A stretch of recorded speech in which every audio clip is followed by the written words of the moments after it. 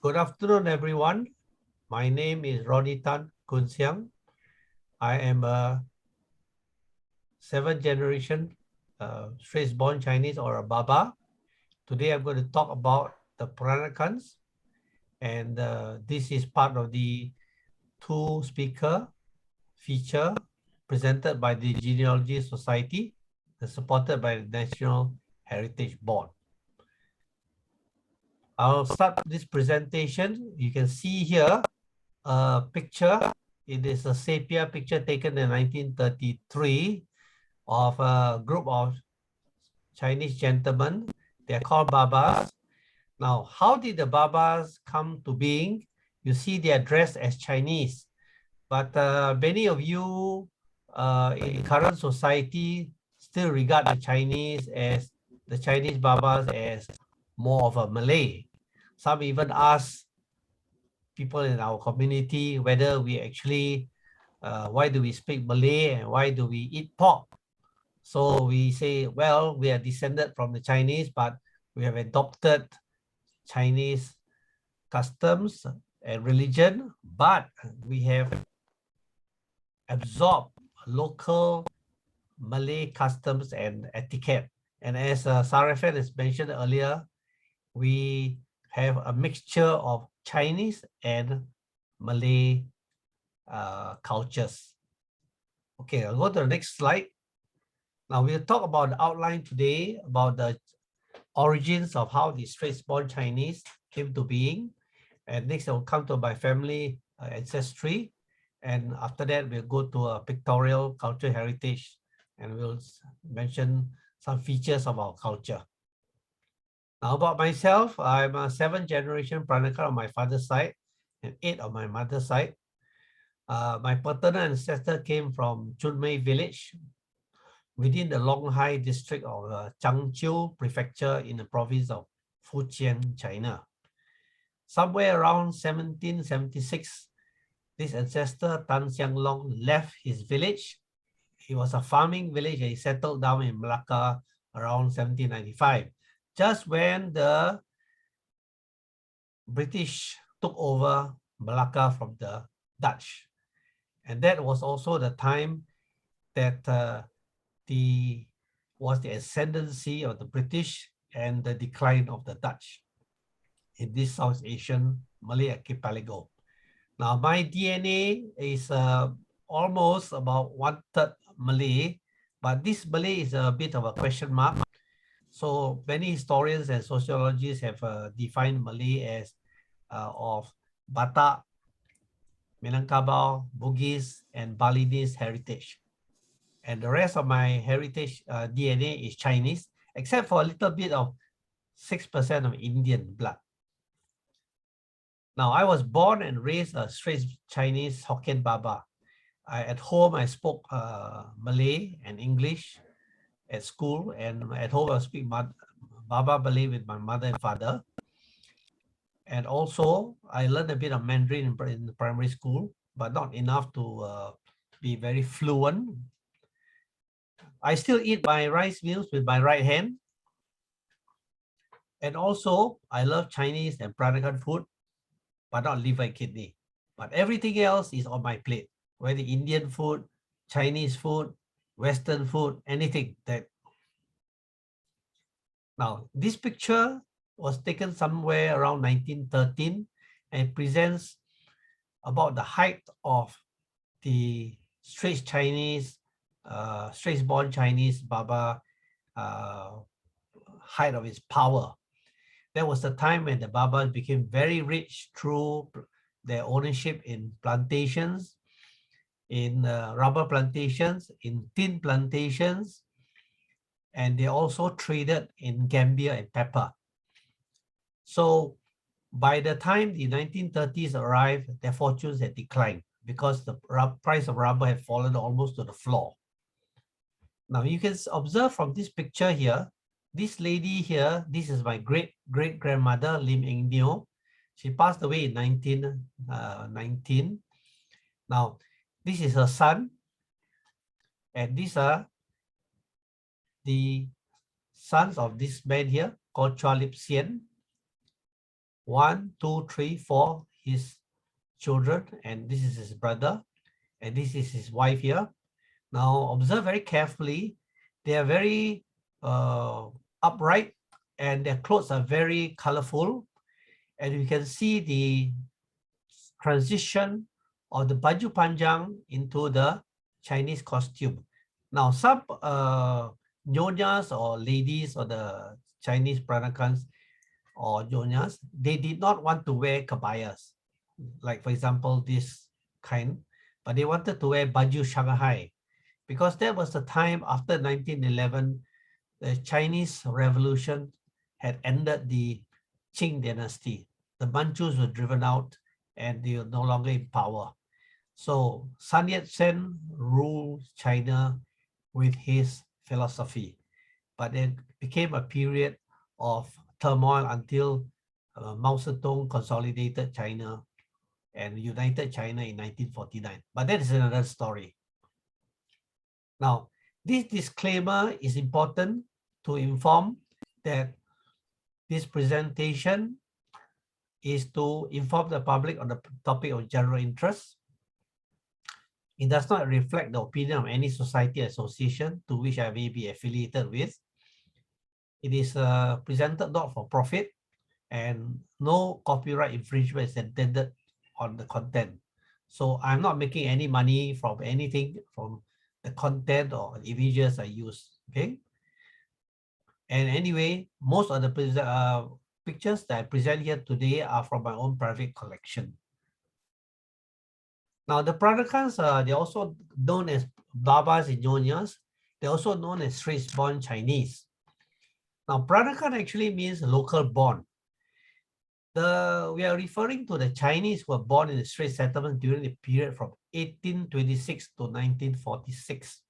There's a typo error there, because the Straits settlements ended when the Japanese occupation of Malaya and Singapore ended in 1945.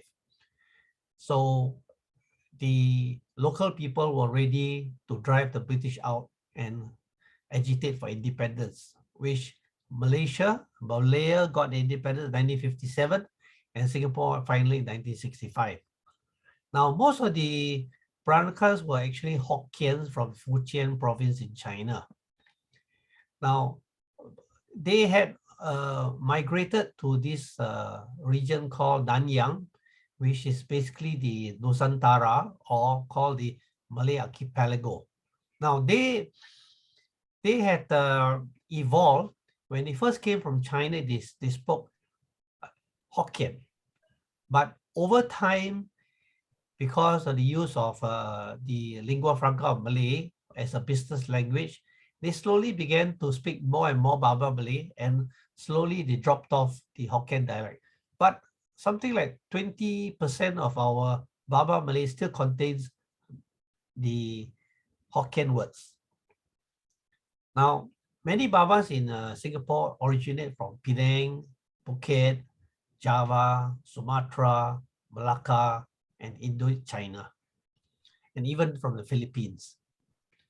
Now, the development of community, as you can see here, during the times of the Straits settlements, in the areas of Penang, Dinding, Malacca, and Singapore. Now, a little bit of the origin of the Babas. Before 1300, you have pockets of Chinese traders who settled in Malacca. Some returned to China, some stayed on, some may have met some beautiful local woman or some attractive woman, and they decided to stay on in this region.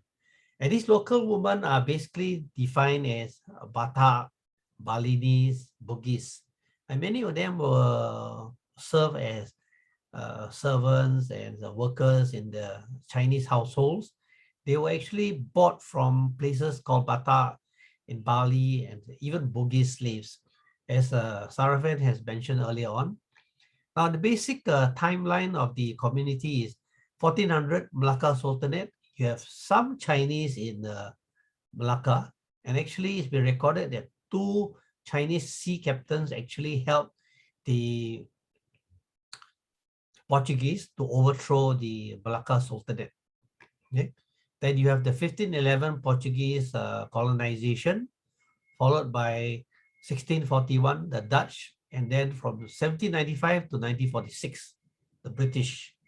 Now, there was a short period from 1815 to 1824. It was still under the Dutch, under temporary arrangements.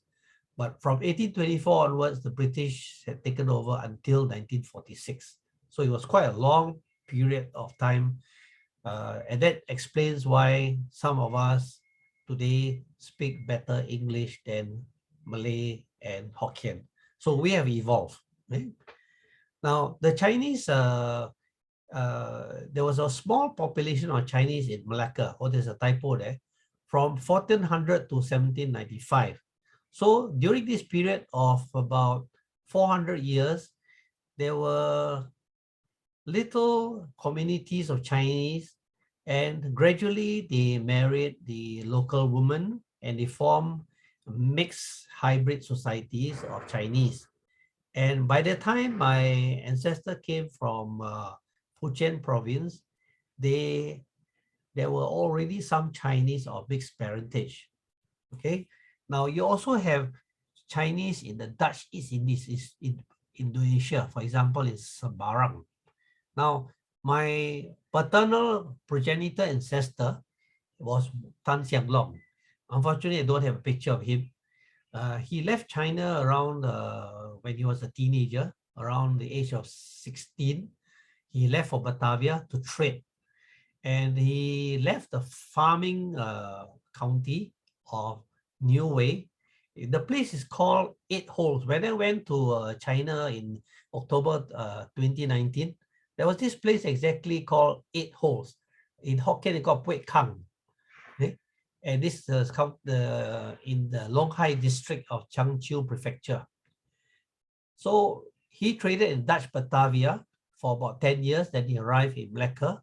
Possibly he was attracted by the rise of the British in Malacca, and the Dutch started to decline after 1800 in Indonesia. And Tan Siang Long settled at Banda Ile, which is outside the main town called Kampong Belanda, which is the main streets of early Malacca, which was Jalan Tun Tanjung Cheng Lok or Heron Street.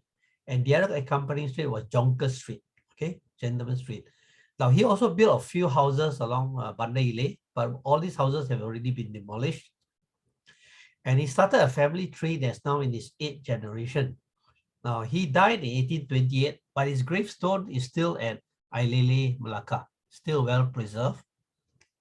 Now, this is our family tree chart, which came from our family history book, which my grandfather asked a professional genealogist, the Reverend Ye Hua-fen. He was a lay preacher. He was also an amateur historian, and he helped my grandfather to gather and compile the documents to produce a family history book. Here you see the name of Tan Siang Long here and his children, and you have the next 2 generations. And you can see here in the photographic form from the 2nd generation onwards. This is Tan Beng Chong, his wife, Yeo Swee Neo. Then the 3rd generation, Tan Teng Lan and Chua Lui Neo. And then my great-grandfather, Tan Chi Dan, and his wife, Chua Siu Lang Neo. Now, my great-grandfather was the last one to speak Hokkien, and he wrote in Chinese. So I've seen his signature on some old documents, and he mentioned in our family history book that we must always remember that we are Chinese. In every sense of the word, we are Chinese. Whatever happens, we are Chinese. So he was alive, and he died in 1939. He saw my grandfather, his son, his 4th son, going to a English school, because during this period here, the Babas had traded with the British, and it was advantageous for them to have an English education so that they could do business with the British. And As Sarafan had mentioned, the people here, you see this gentleman, Tan Beng Chong, he actually came to Singapore in the 1820s. He traded with the Bugis, and also, so he bought produce from the Bugis and he sold to the British East India Company, who then sold to China. Okay, now this is my grandfather, his wife, Chi Kim Pui, and my father, Louis Tan. And so it was from my father's generation, they started adopting English Christian names. And my mother, Mary Lau Suan Nyo. And there's myself, my wife, and my son, who's the 8th generation. Now, Tan Beng Chong, a little bit about him. Now, he came to Singapore after Raffles encouraged Malacca Chinese to help kickstart the new colony of Singapore. So he was born in 1798. By the time Singapore was founded, he was already 21. His father had already established business in Malacca. So he was encouraged to go to Singapore to start a business and to further maintain the business. And it was told that they traded in the opium, in Gambia, in pepper, and they had a lot of business with China. So it was during his generation that his family still went back to China, and they contacted, they had business to and fro, and then they even had families back in China. Now, Tan Beng Chong was also a founder member of the Keng Teck Way, where 36 merchants and traders formed a mutual aid society. Now, this association still operates today, and I'm the president. Now, he also traded in the, and was a planter of Gambia and pepper, and also opium. He was also a member of the Chinese merchant elite, which included Tan Kim Seng, Sit Hu Ki, and Tan Tok Seng. Now, these people here, they were in their considered high society. They call the Orang Ada-Ada. So these people, they actually mixed in the same circles. They all did the same things. They had offices and warehouses along the Singapore River. And later on, they also had businesses in Malacca, as well as Selangor and Perak. Now, you see here a family history book here. Was edited by the Reverend He Huafen. Okay, now this is in Chinese. Now, I remember receiving this book from my father when I was about 12 years old, but I couldn't understand the words here. So it was explained to me that it was a family history book. The first edition was in 1939. It was updated again in 1958. Now, my grandfather at that time knew the importance of keeping a record of family. And it seems that he said, the Chinese always believe that you must know where your roots come from. And that's how you navigate your future. And that's why you have the importance of ancestral worship, because the Chinese believe that the ancestors will steer your future and your fortune. And the ancestral worship traditions will also help to unite your siblings and your family community. These are some of the distinguished maternal ancestors, Mr. Si Hu Ki and Si Mo Wan, his son. Now, in Malacca, what happened is that in the early days, from the days of Si Hu Ki and all that, they actually had this practice called endogamy, where they would marry the sons and daughters of business associates and cousins. So you have down the line in our 8 generations of our family, we have many cases of cousins and cousins and cousins marrying cousins and cousins. Now, question of identity, which frequently asked, are Peranakans Chinese? Of course they are Chinese, but the evolution has gone through boom to bust. That means the days when the Peranakan Babas were very rich, from the time of about 1870s to 80s, right up to about the time of the Japanese occupation. Now, they went through this period where they were rubber traders and tin miners, and they made a lot of money. But also, and the Chinese always believe, fortune never goes beyond 3 generations. So a lot of this happened in our family, and some of them actually went bust. But a few families have actually retained their fortunes, but most of them have gone bust. And that's one reason why, with the lack of economic power, the Baba community has also declined in importance, and as with greater assimilation into the mainstream Chinese, many Baba families have lost their identities, and many of them have become assimilated into mainstream Chinese. Today, many Babas begin to speak what we call something new called Baba English. They're speaking less and less Baba Malay.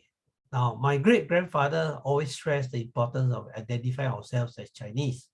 Now, China people, even today, regard the Huaqiao or overseas Chinese as Chinese, even if they can't speak Chinese.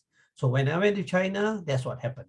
They still regarded me as Chinese, even though I can't speak Chinese very well. They say, well, you are of Chinese origin. You must consider yourself Chinese. So the Peranakans have evolved over this something like 250 years or so. And they are known in the community as Peranakan Jati, the real Peranakans. They really eat belacan, they really speak Baba Malay, they dress in the kabayas, and now of course we worn Western dress, Western shirt and tie and all.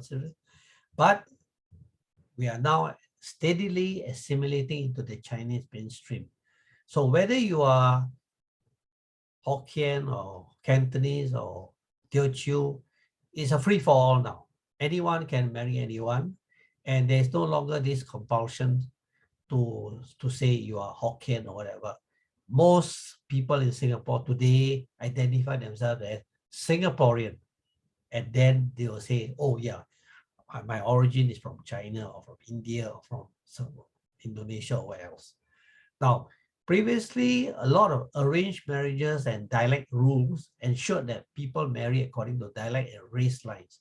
So that's the reason why for more than 250, 300 years, the Peranakan Jati or the Babas and Jonyas, they're able to maintain the continuity of the culture, whether it's in food or language. Okay. Now, let's go to examples of cousin marriage. This is my grandfather here, Tan Eng Chai, and my grandmother, Chi Kim Pui. Now, my grandpa married his cousin. She lives opposite his house along Jonker Street. Now, he was English educated. He went to Blacker High School. He couldn't speak very much Chinese, and his secondary wife was of Cantonese origin. She was born in Hong Kong. And he couldn't speak Cantonese, so as much as he tried to learn Cantonese, his secondary wife learned to speak Baba Malay, and she learned it faster than him. So he and his friends rendered much public service and enjoyed an active social life in Malacca. And like other Babas of his time, he adopted the best of the English lifestyle. As you can see here, this is what you call a London style suit, and his shoes are leather from London, and you can see the stiff collar there. And he was married in this year 1918, and he and his wife stayed in this beautiful ancestral house of the Chi family in Malacca along Heron Street. Now, he attended English school, so he hardly could speak Chinese. Now, in addition to his Nyonya wife, he also married a second wife in 1930, a Cantonese woman from Hong Kong. So he adopted children, and he had another second family. Now, Baba Malay, how did it evolve? Now, when ancestors left China, they arrived speaking Hokkien. But as time went on, they assimilated, adapted, and they learned the lingua franca of the region. which was Malay. And slowly this Malay evolved into what we call Baba Malay. Basically, kind of low Malay with about 20% of Hokkien words. And then the British encouraged the Chinese to learn English. So many of them sent their sons to English schools, but the girls still had to wait something like 30, 40 years later before they could go to school. So my grandmother only attended 2 years of school, and my mother went to school only for 4 years. Now the situation was such that you could speak good English, but bad Chinese Hokkien. That was already about 1900, the situation. And the Babas differentiated themselves from the China-born new arrivals and whom they treated as inferior. And those days, the two sides of the Chinese coin, they call them. Now the Babas call the Chinese arrivals as what you call Chinaga. And the Chinaga will call the Babas Baba Xiao. Okay? Now that is also derogatory. So both traded the derogatory insults. Now today, most Babas speak English and a little bit of Mandarin. Now my son can speak Mandarin, but what we call Chinese, English form of Mandarin. It's Mandarin, but it sounds more like an Englishman speaking Mandarin. Now Baba English is the new norm going forward. Most of the Babas and Nyonyas now speak a lot of English and just a little bit of Malay. So I'm probably the last generation to speak fluent Baba Malay. Now, this gentleman here, Uncle William Gui, he's about 87 now. He wrote, around 1990, he wrote the first and only Baba Malay dictionary. And even today, this book is considered the benchmark. If you want to learn Baba Malay, you have to consult this dictionary. And later on, Uncle Gui also followed up with a book called Maspulo. It's a book of Baba Malay phrases. Now, this is my late mother here with my auntie here. They are cooking here. The occasion was my sister's wedding. So she came down from Malacca. So you can see my mother is wearing a sarong here. And my auntie is also wearing a blouse here, which is really quite modern. These are some of the favorite foods of the Babas. This is my father's favorite, ikan asam pedas. Okay? They cook with asam and many of these dishes are actually borrowed. The recipes are borrowed from Indians, from Malays, from Portuguese, from the Dutch. So we have a lot of foods which are hybrid. And you can see this dish here is cooked in spicy tamarind, which is when you eat with rice, white rice. Oh, it leaves you a wonderful feeling. Now, this is also popiah. Now, recently I discovered that popiah is actually a spring roll. The origin is from China, but we use turnip. And turnip actually was introduced to Asia by the Spaniards in the 17th century. Now, some Peranakan families make popiah with an egg crab skin instead of the common one you can get commercially. Now, we have a recipe of its own just to make the skin. Okay. Now, this popiah is a dish which is popular for birthdays and for funeral and whatever occasions. And today, many of these dishes, which previously were used for ancestral worship, today they don't wait for the ancestors to for anyone to die or to worship ancestors. You just cook it anytime you like. So you have eat team, you have bokalo and all that, which you can cook it any time of the year. Okay. Now you have also laksa. Now we have nyonya laksa, which is very thick. We use coconut milk. We always insist on using the original, not from the packet. And you can see here is a santan coconut milk. It's very milky. Now the Penang version is a bit sourish, but both are just mouth-watering. Now this is wakaloa here. Now, baklava is actually a dish we imported or borrowed from Indonesia. Okay, just like the Baba Malay has also a lot of Indonesian, East Java origins. We also have the baklava, which is what we call the black gold. Okay, now it's very tedious to prepare, and you cannot eat it straight away. You have to soak this for 1 or 2 weeks in water, and then after that you have to dig out the items from the baklava and then stir it, mix it with some ingredients, and then put it back again, and then we cook it with ayam. Today, previously they first started using pork. Later on, we diversified into chicken. Okay, now this is favorite dish for festive occasions. Now, Peranakan food culture. Now, why I emphasize the Peranakan food culture is because food culture is one of the aspects of Baba culture which is quite resilient and has managed to survive.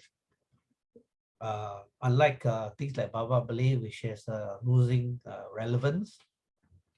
Now, the Baba food culture is based on recipes handed down the generations. So some of these recipes were actually cooked dishes done by grandmother, great-grandmother, and whatnot, right? And there are a lot of minor variations between families and regions. And there's always this favorite line in the Baba family. They will say, oh, my mother is the best cook in the world. Yeah, every mother is the best cook in the world because when you grow up, your mother cooks the baklava is the best. So when you go to another family and you taste the baklava, you say, oh, it's not as good, nice. It's because my mother's baklava is the best, or my mother's popiah is the best. Okay, but it's true. My mother was a great cook. Now, the emphasis was always using fresh ingredients and meticulous preparation. So usually in the old days, when you have bigger families, it's very easy to prepare meals, what we call tok panjang, a long table with a lot of food. Now, because you need something like 1 week to prepare 5 or 6 dishes, and you need about 5 or 6 people to do the preparation and the cooking. Now, the distinguishing trademark of well-known Peranakan dishes is the final tasting. Okay? Now, you can have people to do the preparation, etc. But when it comes to the final tasting, the most important is the final taste, right? That will be the bibi or the tachis or the aunties will be, they will taste and they will, everything is on the agak-agak basis. It's an estimation. You cannot cook Peranakan food using precise measurements. Now, Peranakan food is also very difficult to replicate in the commercial setting. Okay, if you go to a shop, they say it's eating Nyonya food. Yeah, you can, but it can never taste as nice as when it's cooked at home because it is very meticulous in preparation. So most people will agree that the best Peranakan food is cooked and eaten at home. Now, you have also fusion variations today in many Peranakan restaurants. Some of the chefs are Babas themselves, some are not. Okay. Now, so far, I have not come across any restaurant that can surpass the original, which you can get at home. Okay. But I'm not fussy, but I can go to a restaurant and say, oh, this Peranakan food is not bad, you know. Okay, now the Baba Malay language is also dying out. We are possibly seeing the last generation like myself speaking Baba Malay. And this gentleman here, Baba GT Lai, his name is Gui Tian Lai. Now he, at 82 now, he is one of the last fluent Baba Malay speakers. And he's also considered a custodian of Baba culture. He knows all the nuances of Baba Malay and culture and mannerisms. Now, he's not a woman. He's actually a man. He's a impersonator. So he goes on stage and he dresses up in a baju panjang with all his croissants and all that. And he's you can see the sanggol here. Okay, now you can see it's beautiful baju panjang, but he's actually a man. All right. Now his korban of the Baba language is totally unmatched. Now a bit about ancestral veneration. Today there are still some Babas who retain these veneration practices, even though many of them cannot speak Chinese dialects or Mandarin. So if you have some Chinese wordings on these tokvis or the ancestral cloth, many of them cannot read. Okay. Now, today, quite a number of Babas and Jonias have become Christians, but there are still some who are Taoists, hybrid with Buddhist influence. And you see the example of the evolution of culture. Here you see this lady here around 1920, this lady from Malacca. She's dressed in a very elegant baju panjang. And here is my mother here. She's dressed in a kabaya. And this is the baju Cina here, her sister-in-law and her cousin here.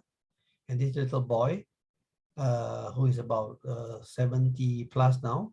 Now you can see the difference in the costumes. And here today, my cousins, they are wearing kabaya and wearing Western costume. Okay? And they look very much, well, they still look Chinese, I think so.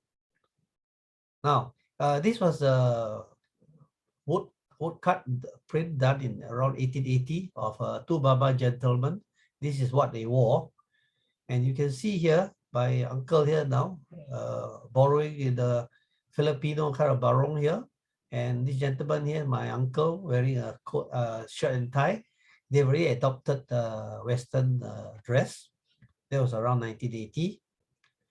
And here you have an example of a modern Peranakan family, 7th generation, Baba from Malacca, and he married an Australian lady. Now, some of my cousins have actually married, one married an Arab, another one married a Malay, another one married an Australian doctor. So you can see they are mixed in, but this kind of marriages are still in the minority. Basically, most of the Baba Idonias marry among themselves, and until my generation, many of them were marrying cousins and cousins and cousins and cousins. Okay? Now, this lady here, his Roy's mother here, Elsie, she was an expert in sewing and needlework. She was very good at doing the kasok banik, okay, the beaded slippers. Now, in the terms of dress, the Nyonyas today hardly wear the karung kebaya except for on occasions. But my mother also wore the cheongsam and also the sarong kebaya, and she also wore kasok banik, the glass beaded slippers. Okay. Now I think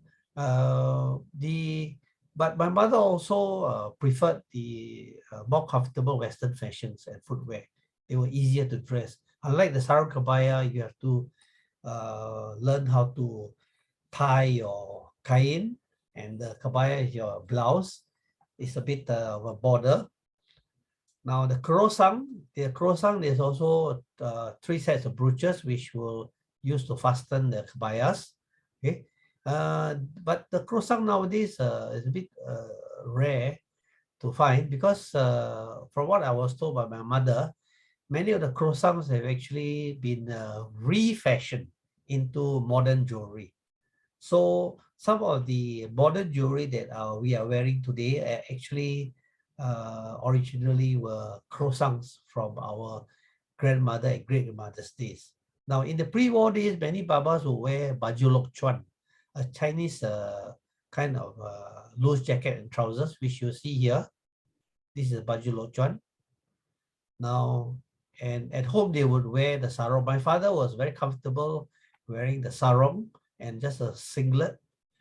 And today, many Babas like to wear the batik shirt.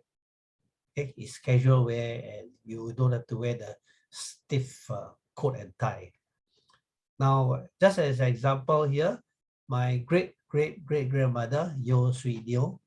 Now, this is an oil painting done around 1860 or so.